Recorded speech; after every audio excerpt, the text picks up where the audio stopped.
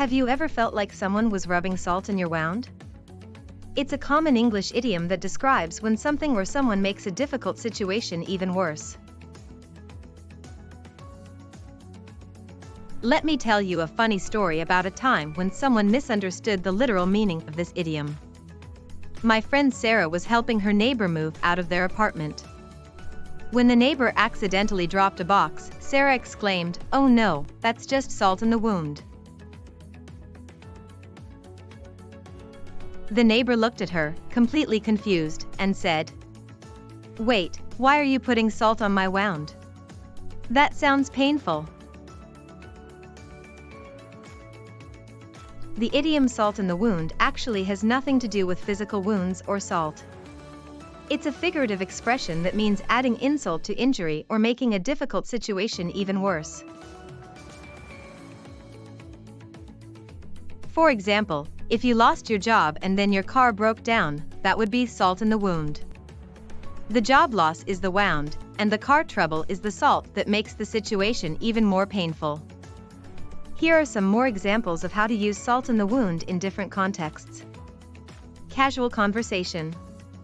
The rain on my wedding day was just salt in the wound after the caterer canceled at the last minute. Formal setting. The client's unreasonable demands were salt in the wound, as we had already exceeded our budget for the project. Negative context. Losing the big account was bad enough, but then the CEO announced layoffs. That was just salt in the wound. To help you remember the meaning of salt in the wound, think of a literal wound that stings when salt is added to it. Just as salt would make a physical wound more painful, the idiom refers to something that exacerbates an already difficult situation. The origin of this idiom dates back to ancient times, when salt was used not only for preserving food but also for disinfecting wounds, causing significant pain. Because applying salt to wounds caused intense pain, the expression became a metaphor for making a bad situation even worse. Some similar idioms include adding insult to injury and pouring salt on the wound. On the other hand, a drop in the bucket, a silver lining, and a light at the end of the tunnel are opposite expressions that suggest a situation is not as bad as it seems. For example, you could say, "The news of my promotion was overshadowed by the announcement of layoffs. That was just salt in the wound."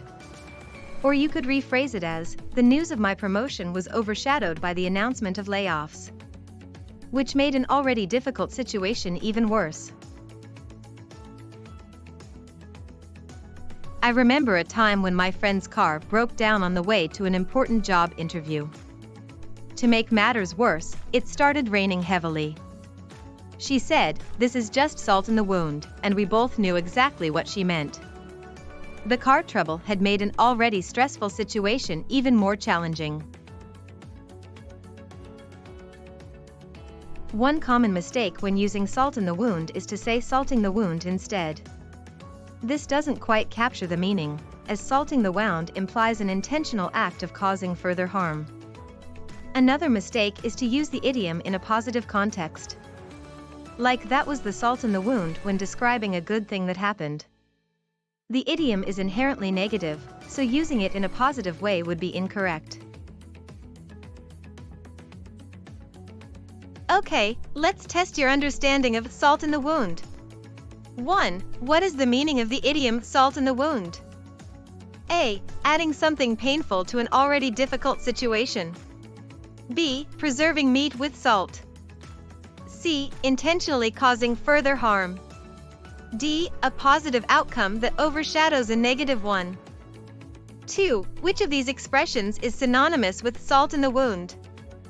A. A drop in the bucket. B. Adding insult to injury. C. A light at the end of the tunnel. D. A silver lining. 3. Which of these expressions is antonymous to salt in the wound? A. Pouring salt on the wound. B. A silver lining.